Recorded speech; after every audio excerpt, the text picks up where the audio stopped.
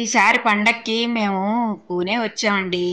మా చిన్నబ్బాయి పూణేలో ఉంటున్నాడు. 1 ఇయర్ దాటిపోయింది వాడు పూణే వెళ్ళి. ముందంతా హైదరాబాద్లో అందరూ కలిసే ఉండేవాళ్ళం. కానీ మరి వాడు అక్కడికి వెళ్ళిపోయిన దగ్గర నుంచి రమ్మని అంటున్నాడు. కానీ ఈసారి కొంచెం పండక్కి సెలవు కూడా ఎక్కువ వచ్చాయి కదా, 3 రోజులు పండగలు, సండే కూడా కలిసి వచ్చింది. అందుకని మేము పూణే వెళ్ళాము. అక్కడి నుంచి మా అబ్బాయి అన్నీ తీసుకెళ్తాను అని అన్నాడనమాట. అంటే మేము ఫస్ట్ వెళ్ళింది భీమారామం. ఈ భీమారామం ఏంటంటే జ్యోతిర్లింగాల్లో ద్వాదశ జ్యోతిర్లింగాల్లో ఇది ఒకటి. కానీ చాలా మారుమూల పల్లెటూరు అని కూడా కాదండి. అసలు ఏం ఊరు నాకు కనబడలేదు. కానీ చాలా ఘాట్ రోడ్డు. పూణే నుంచి మనకు 124 కిలోమీటర్స్ వస్తుంది. 3.5 hours దాకా జర్నీ పడుతుంది కారులో అయితే. అబ్బాయి కారులో మేము అందరం వెళ్ళాం అనమాట. మీకు ఆ విశేషాలన్నీ ఇప్పుడు చూపిస్తున్నాను కదా. మీకు ఈ వీడియో నచ్చితే లైక్ చేసి షేర్ చేయండి. చేసి మీకు ఎలా ఉందనిపించింది, మీరు ఎప్పుడైనా చూసారా అన్నది కమెంట్ చేసి చెప్పండి. మేము రేపు దర్శనానికి వెళ్దాం అనుకుంటే ఇవాళ ముందు రోజు ఈవినింగ్ పూణే నుంచి బయలుదేరిపోయామండి. ఇదిగో ఇప్పుడు కనిపిస్తున్నారు కదా, ఇక్కడే మేము రాత్రి స్టే చేసాము. ఇది మహారాష్ట్ర టూరిజం వాళ్ళది. చాలా రూమ్స్ ఉన్నాయి. అంత కంఫర్టబుల్గా లేకపోయినా కానీ పెద్ద రూమ్స్ బాగున్నాయి. అన్ని ఫెసిలిటీస్ ఉన్నాయి. మనకేంటంటే ఆ ఘాట్ రోడ్లో చాలా ఘాటు. ఒక వెహికల్ వెళ్తే ఒక వెహికల్ రాదనమాట. అంత నేరోగా ఉంది. ఆ కొండల్లోంచి వెళ్ళి కానీ చాలా థ్రిల్లింగ్గా అనిపించింది. వెళ్ళి మేము రాత్రి ఇక్కడ వచ్చి పడుకొని పొద్దున్నే ఇంకా తెల్లవారుజామునే లేచి బయలుదేరిపోయాం అనమాట. ఇంకా సూర్యోదయం కాకముందుకే వెళ్ళిపోయాం. అయినా చాలా రష్. రాత్రి ఎప్పుడు వచ్చేసారో జనాలు అందరూ 4ంటికి 5ంటికి బయలుదేరి వెళ్ళిపోయినట్టున్నారు. చాలా రష్ ఉంది. అయితే మేము ఈ హోటల్లో స్టే చేసి మధ్యాహ్నం ఇక్కడి నుంచి దర్శనం చేసుకొని మళ్ళీ తిరిగి త్రయంబకం వెళ్ళాం అనమాట. ఆ టెంపుల్ కూడా మీకు చూపిస్తాను నెక్స్ట్ వీడియోలో. అందరూ సబ్స్క్రైబ్ చేసుకోండి ఇవన్నీ చూడాలనుకుంటే. మేము స్టే చేసిన ఈ హోటల్లో చాలా రూమ్స్ ఉన్నాయండి. ఆన్లైన్ బుకింగ్ కూడా చేసుకోవచ్చు. మేము అలాగే ముందే బుక్ చేసేసుకున్నాం. అందుకనే వెళ్ళగానే మేము రూమ్ ఆక్యుపై చేసుకోగలం. రాత్రి 10 అయిపోయింది. ట్రాఫిక్ ఎక్కువ ఉంటే మామూలుగా 3.5 hours పట్టినా కానీ ట్రాఫిక్ ఎక్కువ ఉంటే నేరో రోడ్స్ కూడా కదా, అందుకనే కొంచెం టైం కూడా ఎక్కువ పడుతుంది. ముందే మేము తెల్లవారుజాము దర్శనం చేసుకోవాలనుకోబట్టి మేము ముందు రోజు రాత్రి అక్కడ స్టే చేసాం అనమాట. రూమ్స్ అయితే బాగున్నాయి. మార్నింగ్ బ్రేక్ఫాస్ట్ కూడా అక్కడ ఫ్రీ అనమాట రూమ్లో ఉన్న వాళ్ళకి. ఇది ద్వాదశ జ్యోతిర్లింగాల్లో ఒకటి అవడం వల్ల ఆ తర్వాత మేము భోగినాడు దర్శనంకి వెళ్ళాము. ఆరుద్ర నక్షత్రము భోగి అయింది, పౌర్ణమి అయింది, ఇన్ని కలిసి వచ్చాయి కాబట్టి రష్ అయితే చాలా ఉంది. అయినా కొంచెం మా వాడికి ఇన్ఫ్లుయెన్స్ అది ఉండబట్టి కొంచెం ఈజీ అయింది దర్శనం. ఏంటంటే 300 మెట్లు ఉంటాయి. కొంచెం అందరూ ప్రిపేర్ అయ్యి వెళ్ళాలనుకున్న వాళ్ళు వెళ్ళండి. ఆ మెట్లు ఎక్కలేకపోయి మన కారు డైరెక్ట్గా కొండ దగ్గరికి అంటే గుడి దాకా వెళ్ళిపోవాలి అంటే మటుకు అక్కడ వాళ్ళకి 2000 కట్టాల్సి ఉంటుంది. వాళ్ళు మనకి దర్శనానికి ఒక క్యూలో పంపిస్తారు.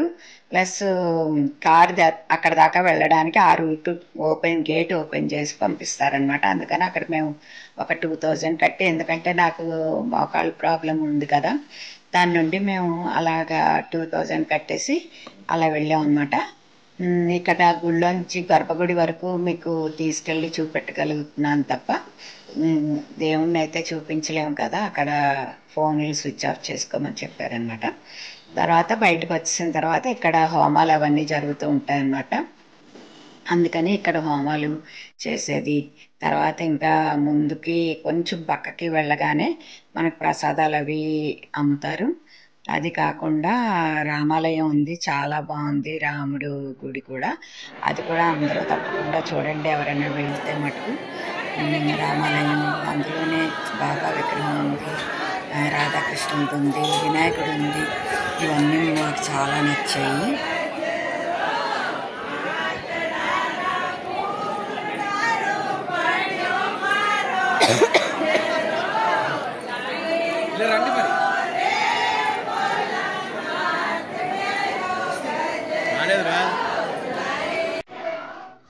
చాలా పురాతనమైన టెంపుల్ అయినా కానీ 4 మెట్లు కిందకి దిగి దేవుణ్ణి చూడాలి మనం. కానీ అసలు కళ్ళకి ఎంత ఇదిగా అనిపించిందంటే, అంత సంతృప్తిగా అనిపించిందంటే, ఏదో కష్టపడ్డామన్న ఫీలింగే రాలేదు. ఎంత బాగున్నాడో ఈశ్వరుడు. అది 4 మెట్లు దిగి వెళ్ళాలన్నమాట. అది తీయడానికి వీలవదు కదండి, అందుకే మీకు చూపించలేకపోయాను. బయట వరకే ఆఫ్ చేసేసారు. కాకపోతే మనం ఫోన్లు తీసుకెళ్ళచ్చు, కానీ స్విచ్ ఆఫ్ చెయ్యాలంతే. ఈ గోపురం చూస్తే మీకు అర్థమవుతుంది ఈ టెంపుల్ ఎంత పురాతనమైనది అని. జనాలు బాగా వస్తున్నా కానీ ఎక్కువగా ఎందుకో డెవలప్ చేయలేదండి. అంత ఫెసిలిటీస్ అంత ఇదిగా లేవు అన్నమాట. మనం దర్శనం చేసుకుందాము వచ్చాము అనుకుంటే మటుకు అంత మహిమాన్వితమైన ద్వాదశ జ్యోతిర్లింగం కదా, అందుకని మేము అలా దర్శనం చేసుకొని అక్కడ ఉండలేదు అసలు. ఇంకా వచ్చేసాము. అక్కడికే 5 కిలోమీటర్ల దూరంలో మనకి దొరికిన ఈ టూరిజం శాఖ వాళ్ళది, మహారాష్ట్ర వాళ్ళది కాటేజెస్ అన్నమాట. అలా దగ్గరలో ఉండడం వల్ల తెల్లవారుజామున లేవగానే మనం రెడీ అయ్యి టెంపుల్కి వెళ్ళిపోవచ్చు. ఇంకా అది అందులో మనకి దొరకకపోయిన పరిస్థితి ఉంటే కనుక ఇంకా ప్రైవేట్ వాళ్ళు కూడా చాలా రిసార్ట్స్ లాంటివి అక్కడ ఉన్నాయి.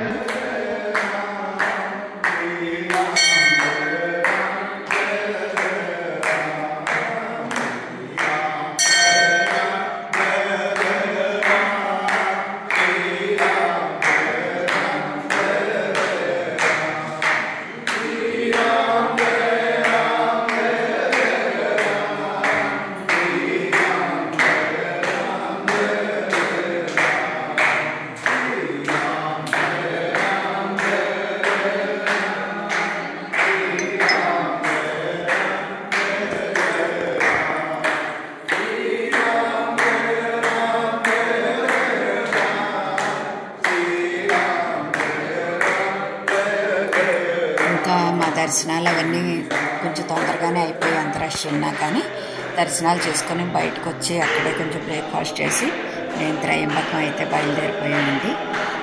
త్రయంబకం కూడా ఇంకొక ద్వాదశ జ్యోతిర్లింగం అని అందరికీ తెలుసు కదా.